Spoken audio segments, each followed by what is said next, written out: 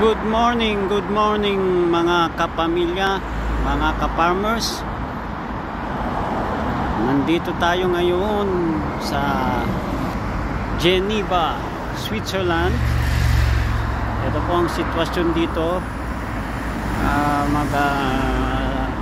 Mag alas 10 pa lang dito.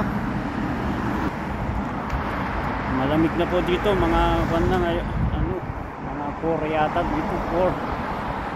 Malamig, kaya yun, naka-jacket tayo.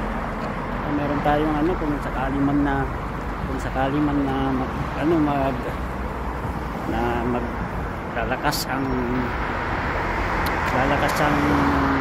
lalakas ang hangin. Pag malakas kasi ang hangin, talagang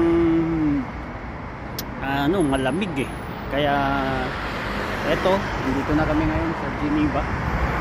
Papakita ko lang ang sitwasyon dito kung paano ang bago dito. Ayan. Ganito lang dito. Ayan. Ayan. Kung nakikita nyo, kung doon sa mountains, ayan ang ayan, may dyan, glacier po yan, dyan sa mountains. Hindi po snow yan. Ayan po na yan, hindi na po natatanggal yan.